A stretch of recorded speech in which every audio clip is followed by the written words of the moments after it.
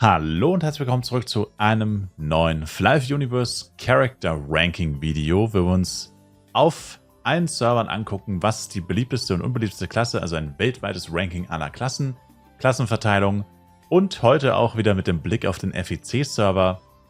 Kurz, wie viele Charakter gibt es schon auf Level 160 auf dem FEC-Server und wie sieht da so grob die Klassenverteilung aus?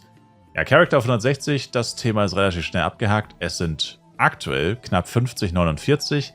Es sind effektiv wahrscheinlich ein paar mehr. Man muss immer bedenken, Leute, die gerade auf Master oder Hero Grind sind, könnten hier jetzt halt nicht dabei sein. Also meistens ist so eine Dunkelziffer von 5 bis maximal 10 Leute eigentlich in der Regel. Also ja, kann man jetzt noch dazu rechnen natürlich. Aber man sieht schon, wenn man hier in den 100er-Bereich runtergeht, dann sind es tatsächlich schon nur noch 155. Also allein in den Top 100 beziehungsweise Top 51 bis 100 sozusagen, also die zweite Hälfte der Top 100, dann geht das Ganze schon krass nochmal down hier mit 45 Leveln weniger quasi. Ist schon einiges tatsächlich. Und wenn wir jetzt mal ganz runterspringen hier auf die letzte Seite, das heißt wirklich die letzten 50 in den Top 1000, dann sehen wir, ist aktuell das höchste Level, das niedrigste Level, das Level, was man erreichen müsste, um hier reinzukommen, tatsächlich Level 142. Und das ist schon ziemlich viel, muss man bedenken, weil es sind eben einfach nur 1000 Charakter, die bereits über Level 142 sind oder halt mindestens 142 sind. Und das finde ich schon ziemlich viel. Ich weiß leider nicht mehr, wie es beim letzten FEC genau war. Hab wahrscheinlich ein Video drüber gemacht, aber egal. Ja, ist auf jeden Fall interessant. Jetzt aber zur Klassenverteilung. Und da sehen wir direkt zuallererst etwas, was auf jeden Fall schon mal ein bisschen außergewöhnlich ist. 111 Knights, 250 Ringmaster, das heißt jeder vierte in der Top 1000 ist ein Ringmaster. Das heißt, die Hälfte der Ringmaster kann man schon rausschmeißen, weil es wahrscheinlich Doppelaccounts sind. Aber egal, darum geht es jetzt hier gerade nicht. Ranger haben wir 185. Das war klar, dass Ranger hier sehr beliebt sein würde auf dem Server. Aber was auch interessant ist, Blade 150.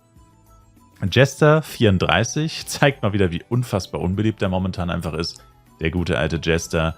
Genau, Elementor sind ziemlich viel. Elementor haben wir 106. Das ist, glaube ich, der Server mit den meisten Elementoren. Falls wir ihn überhaupt ins Ranking, also wenn wir ihn ins Ranking aufnehmen würden. Psykeeper sind auch relativ viele mit 77. Billposter ist okay hier, 87. Und ich glaube, das waren dann eh schon alle Klassen tatsächlich. Ich glaube, da fehlt dann tatsächlich auch gar keiner mehr. Genau. Ja, finde ich ganz interessant auf jeden Fall, weil es doch ein bisschen von dem abweicht, was wir uns jetzt gleich anschauen werden, was die normalen Server angeht. Aber muss natürlich auch dazu sagen, es ist jetzt ja gerade mal 4 Wochen der Server alt. 4 Wochen und ein paar Tage, also ja, ziemlich genau einen Monat. Und das muss man natürlich noch im Hinterkopf behalten. Vor allem die Elementoren werden wahrscheinlich über Zeit eher abnehmen. Die Jester eher zunehmen. Nicht stark natürlich, aber ein bisschen vielleicht. Und Ringmaster werden, naja, ungefähr gleich bleiben wahrscheinlich. Also, ja, es sind fast 5 Wochen. Also, was kann man hier schon großartig rauslesen? Nicht die Welt. Aber deswegen sind wir ja nicht hier.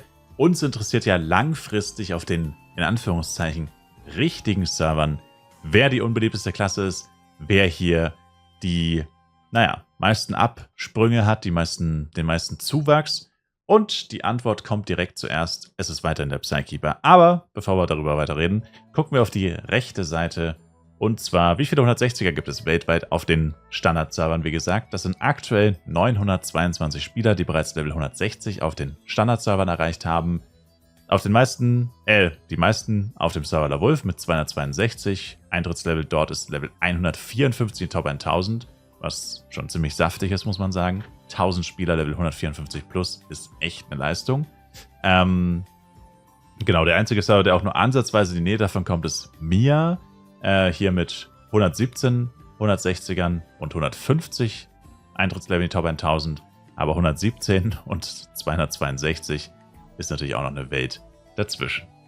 Genau, alle anderen Server sind ja unverändert. Eigentlich hat sich jetzt nicht viel getan, natürlich jetzt in den letzten, 4 Wochen bis einen Monat, weil das genau der Zeitraum ist, in dem jetzt der FEC-Server gestartet ist, logischerweise. Entsprechend gab es jetzt hier keine gewaltigen Veränderungen.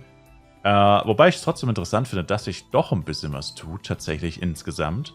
Und zwar jetzt nicht nur auf einem Server, sondern generell einfach allgemein. Und was ich vor allem interessant finde, ist, dass der Taiwan-Server, also nach dem Motto Taiwan Number One sozusagen, ganz schön aufholt. Und zwar in dem Sinne, dass sie jetzt die drittmeisten 160er haben. Gerade. Ist zwar nur minimal vor Borodeng und Totemia. Also Totemia hat gerade 98, als ich das Ranking gecheckt habe. Borodeng 97. Wie gesagt, ist immer so eine kleine Dunkelziffer mit Leuten, die gerade auf Master- und Hero-Quest sind, die jetzt da nicht dabei sind. Aber das hat ja jeder Server das Problem, das heißt, das gleicht sich immer aus. Auf jeden Fall ist der Taiwan-Server jetzt tatsächlich zum ersten Mal an uns vorbeigezogen, an den europäischen Servern. Und ist hier auf Platz 3. Allerdings ist das Eintrittslevel in die Top 1000 noch ein bisschen niedriger mit nur 144. Und was vor allem auffällt dort ist, sie haben extrem viele Ringmaster. Dazu komme ich zwar auch gleich nochmal, aber das ist mir persönlich aufgefallen. Von allen Servern, die im ähnlich großen Bereich sind, was die Zahlen angeht, haben sie mit Abstand die meisten Ringmaster. Ich sage jetzt nicht, dass das in irgendeiner Form sonst wie verdächtig ist, sondern lediglich, dass es eine Beobachtung ist, die schon auf jeden Fall auffällt. Und genau, aber ansonsten, wie gesagt, hat sich da jetzt Licht die Welt getan. Wird interessant bleiben. Vor allem der südamerikanische Server mit den 960ern sieht natürlich immer noch sehr, sehr schlecht aus. Und der japanische Server mit dem Eintrittslevel in die Top 1000 von 114, das ist auch ganz, ganz schade, wenn man überlegt auf dem FEC-Server, wie schnell man da Level 160 erreichen kann. Und hier sind die Leute noch nicht mal 114 und noch nicht mal 1000 Charakter, nicht mal Spieler. 1000 Charakter in fast 2 Jahren, nicht mal auf Level 115. Das ist schon echt traurig, muss man einfach sagen.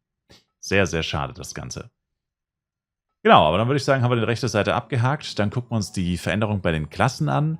Machen wir zuerst mal das Ranking. Also Platz 1 ist weiterhin Ringmaster mit den meisten Charakteren. Platz 2 weiterhin Ranger mit den zweitmeisten. Nicht wirklich dicht gefolgt von Blade auf Platz 3. Billposter weit dahinter auch nochmal auf Platz 4. Platz 5 Knight. Platz 6 Jester. Platz 7 Elementor. Und Platz 8 Psykeeper. Übrigens, was mir jetzt immer wieder doch noch ein bisschen... Ja, was mir einfach immer mehr bewusst wird, ist, wie nah eigentlich alle Charakter beieinander sind, außer Ringmaster, Ranger und Blade. Also man sieht es in diesem Ranking wirklich fabelhaft. Ich meine, Ringmaster ist natürlich die unangefochtene Nummer 1. Ich sage das selber immer wieder auch im Livestream. Ohne Ringmaster kann man das Spiel letztendlich eigentlich gar nicht wirklich spielen oder nicht vernünftig. Oder es macht keinen Sinn, ohne Ringmaster zu spielen. Und ich denke, da würde mir auch niemals jemand widersprechen. Und das spiegelt sich natürlich hier logischerweise wieder. Aber was man vor allem auch sieht, ist Ranger einfach mit 1800. Und Ranger ist ja definitiv keine Klasse, die man zwingend für irgendwas braucht jetzt eigentlich. Und trotzdem mit 1800, Blade mit 1300 und dann Platz 4. Ja, ist schon fast 400 Plätze hinter dem Blade. Das heißt, es gibt wirklich diese riesige Kluft zwischen den großen 3, Ringmaster, Blade, Ranger. Und danach dann wirklich weit dahinter Billposter. Dann nochmal ein Stück dahinter Knight, Jester, Psykeeper, Elementor. Also wirklich diese 5 anderen, die dümpeln irgendwo da hinten im Hintergrund rum, wo sie keiner sieht so ungefähr. Und wirklich die Top 3 stehen auf ihren Podest 1, 2, 3 und ja, lassen alles andere im Schatten versinken. Ist schon irgendwie crazy. Vor allem, was ich crazy finde, ist, dass es eigentlich schon immer so war. Klar, ganz früher gab es schon noch mehr Jojo-Jester zum Beispiel oder so. Aber wenn ich so dran denke, Elementor und Psykeeper, die waren nie wirklich groß, sag ich mal, die waren immer so im Hintergrund. Und auch bei Knight eigentlich, der war auch immer... Also es ist schon wirklich so, dass es eigentlich schon immer mehr oder weniger so war. Ich meine, ja klar, manche Klassen sind ein bisschen stärker abgestürzt, wahrscheinlich vor allem der Jester hier zu nennen. Und vielleicht ein bisschen der Billposter. Der war früher wahrscheinlich auch ein kleines bisschen beliebter auf jeden Fall. Aber über die Jahre hat sich da echt nicht so viel getan. Also es ist irgendwie egal, in welcher Konstellation du Fleischspieler zusammensetzt, letztendlich ist das Ergebnis irgendwie immer wieder das gleiche. Finde ich ganz interessant. Wobei natürlich auch das Spiel ein bisschen schuld ist. Ich meine, Blade, sehr guter Damage. Ranger, einfach eine coole Klasse mit sehr viel Spielmöglichkeiten auch und so. Also es hat auch ein bisschen was damit zu tun, sicherlich. Aber ich denke, viel davon ist auch einfach wirklich, dass es so in der Fleisch-Community fest verankert ist, wie dieses Spiel zu spielen ist oder wie die Leute einfach dieses Spiel spielen. Genau.